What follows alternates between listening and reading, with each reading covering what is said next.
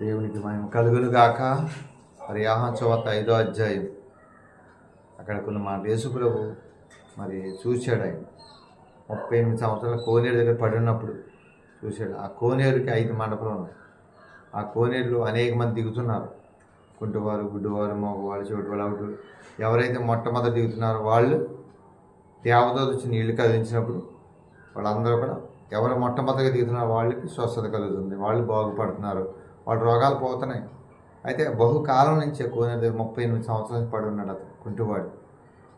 ఆయన చూసి యేసు చూసి ఆయన దగ్గరికి వెళ్ళి ఇప్పుడు ఆయన నువ్వు లేచి పరిగెత్తుకుని వెళ్ళిపోమన్నాడు. అంతే, ఏం మాట్లాడలేదు. అక్కడ లేచి పరిగెత్తుకు వెళ్ళిపో అని చెప్పగానే ఆ కుంటివాడు లేచి పరిగెత్తుకుని తన పరుపుని తీసుకుని వెళ్ళిపోయాడు. అంతే, దేవునికి మహిమ కలుగును. ఎంత అద్భుతమో చూడండి. అంటే ఆయన మాటలో శక్తి ఉంది, ఆయన ఉమ్ములో శక్తి ఉంది, ఆయన చూపులో శక్తి ఉంది, ఆయన మాటలో శక్తి ఉంది, ఆయన మాటలో జీవం ఉంది.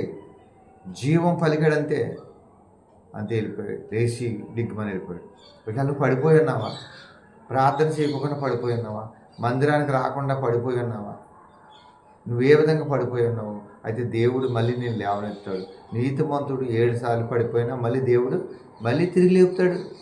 మనం పడిపోయినా సరే మళ్ళీ లేపుతాడు. ఒకవేళ పడిపోయి ఉన్నామేమో, కష్టాల చేత, బాధల చేత, వ్యాధుల చేత కుంగిపోయి నిరుత్సాహపడిపోయి వెనక్కి వెళ్ళిపోయి ఉన్నామో, దేవుడు మళ్ళీ నేను లేపుతాడు.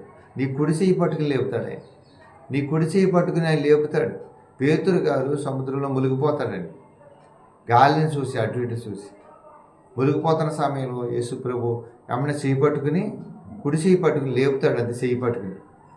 చూసారా, మునిగిపోని ముంచే దేవుడు కాదు మన దేవుడు, లేపే దేవుడు. ఆ కుంటివాడిని నడిపించాడు. పేతురు గారు మునిగిపోతున్న సమయంలో పట్టుకుని లేపే దేవుడు. చూసారు అంత అద్భుతం. పేతురు గారిని మళ్ళీ బలమైన పాత్రగా వాడుకున్నాడు, ఆయన నిలబెట్టుకున్నాడు, నడిపించాడు. యేసయ్య గొప్పవాడు, దేవునికి ఎంత అద్భుతంగా సాక్షిగా ఉన్నాడు. చూసారండి ఆయన పేతురు గారు.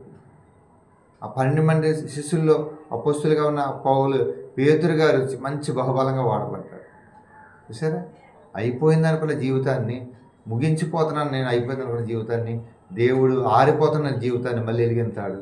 నేను పడిపోయిన వాడిని లేవనెత్తాడు, పడిపోయిన నేను పైన పెడతాడు దేవుడు. భయపడకు, ధైర్యం కలిగుండు, దేవుడు వైపు చూడు.